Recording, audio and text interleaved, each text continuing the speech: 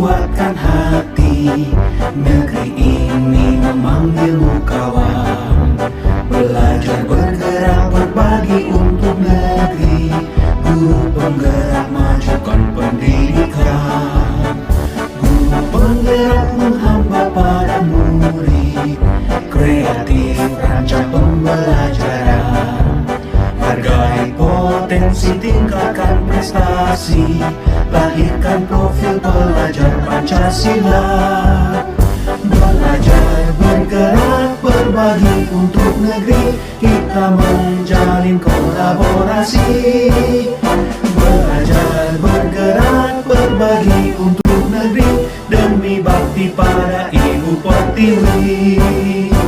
Assalamualaikum warahmatullahi wabarakatuh. Salam guru penggerak. Pada video kali ini, saya akan memaparkan tentang eksplorasi konsep, refleksi diri tentang pemikiran Ki Hajar Dewantara.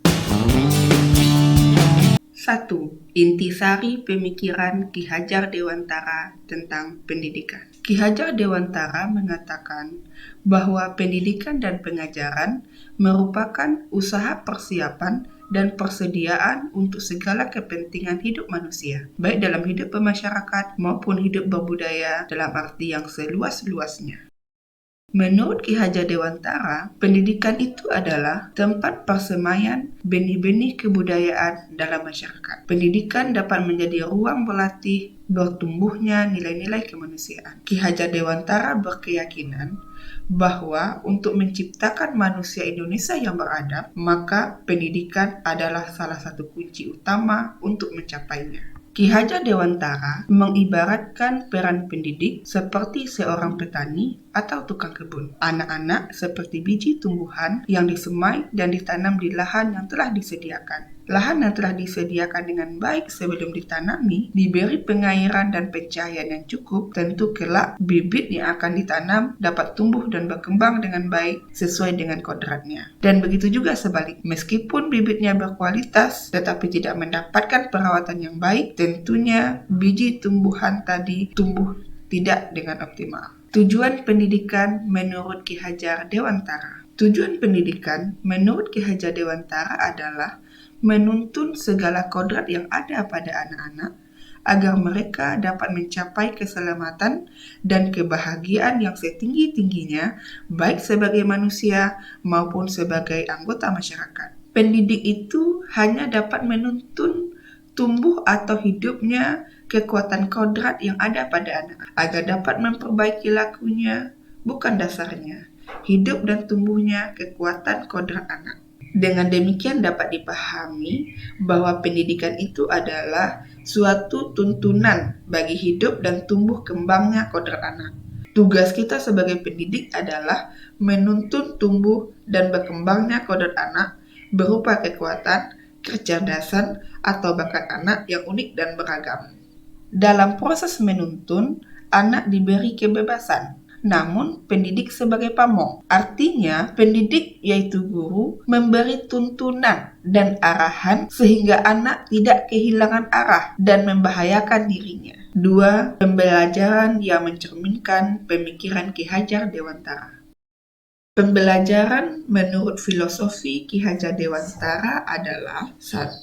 Memerdekakan dan berpusat pada murid. 2. Mengikuti kodrat alam, artinya lingkungan di sekitar di mana anak berada. Yang ketiga, mengikuti kodrat zaman atau perkembangan zaman. Yang keempat, pembangunan budi pekerti dan berfokus pada proses bukan hasil. Menurut Ki Hajar Dewantara, buah dari pendidikan itu adalah budi pekerti. Budi pekerti dapat diartikan perpaduan antara cita atau pikiran, rasa atau perasaan, dan karsa atau kemauan, dan tenaga atau raga. Dalam filosofi pendidikan Ki Hajar Dewantara harus seimbang pada anak, harus ada olah cipta, menajamkan pikiran, olah rasa, menghaluskan rasa, olah karsa, menguatkan kemauan, dan olahraga, menyehatkan jasmani, sehingga pendidikan itu harus holistik, harus seimbang kesempurnaan budi pekerti yang membawa anak pada kebijaksanaan.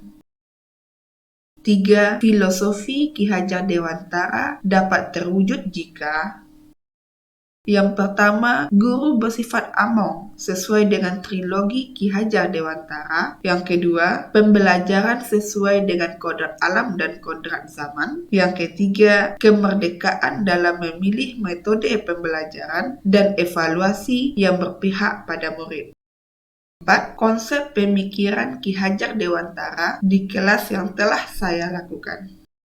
Yang pertama, mengikuti perkembangan zaman dengan memanfaatkan kemajuan ilmu, pengetahuan, dan teknologi pada proses pembelajaran dengan menggunakan multimedia interaktif dan merangsang tumbuh kembangnya keterampilan abad 21 peserta didik. Saya sudah mulai menerapkan sistem Among untuk belajar mengenai sesuatu yang baik berdasarkan pengalamannya sendiri dengan menggunakan model-model pembelajaran bervariasi. Demikianlah refleksi diri yang dapat saya sampaikan tentang pemikiran Ki Hajar Dewantara. Terima kasih dan sampai jumpa.